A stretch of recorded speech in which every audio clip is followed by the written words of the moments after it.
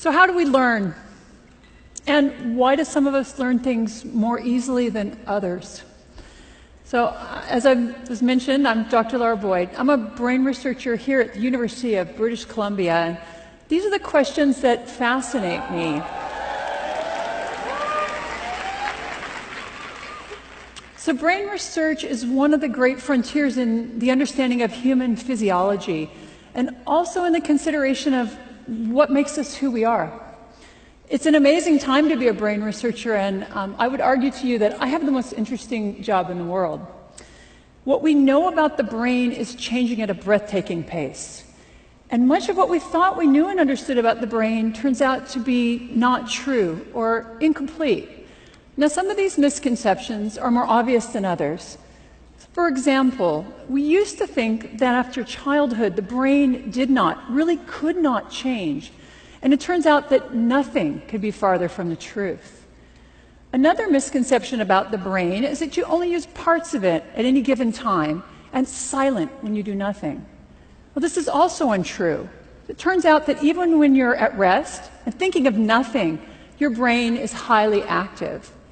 So it's been advances in technology, such as MRI, has allowed us to make these and many other important discoveries. And perhaps the most exciting, the most interesting and transformative of these discoveries is that every time you learn a new fact or skill, you change your brain. It's something we call neuroplasticity. So as little as 25 years ago, we thought that after about puberty, the only changes that took place in the brain were negative. The loss of brain cells with aging, the result of damage, like a stroke. And then studies began to show remarkable amounts of reorganization in the adult brain. And the ensuing research has shown us that all of our behaviors change our brain, that these changes are not limited by age. It's good news, right? And in fact, they're taking place all the time. And very importantly, brain reorganization helps to support recovery after you damage your brain. The key to each of these changes is neuroplasticity. One thing is absolutely clear. The best driver of neuroplastic change in your brain is your behavior. The problem is that the dose of behavior, the dose of practice that's required to learn new and relearn old motor skills, it's very large. So by studying the brain after stroke, we've learned a lot, and I think these lessons are very valuable in other areas. So the first lesson is that the primary driver of change in your brain is your behavior. So there's no neuroplasticity drug you can take. Nothing is more effective than practice at helping you learn, and the bottom line is you have to do the work.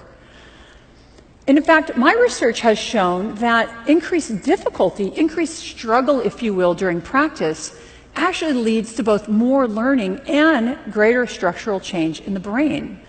The second lesson we've learned about the brain is that there is no one-size-fits-all approach to learning. So there's no recipe for learning.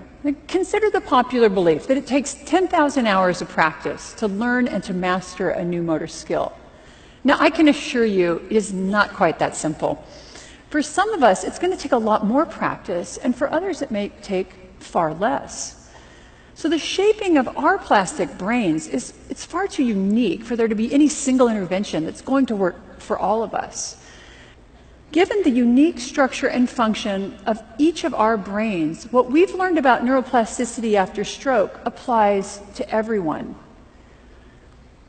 Behaviors that you employ in your everyday life are important. Each of them is changing your brain. And I believe we have to consider not just personalized medicine, but personalized learning. The uniqueness of your brain will affect you, both as a learner and also as a teacher. Study how and what you learn best. Repeat those behaviors that are healthy for your brain, and break those behaviors and habits that are not. Practice. Learning is about doing the work that your brain requires. So when you leave today, go out and build the brain you want. Thank you very much.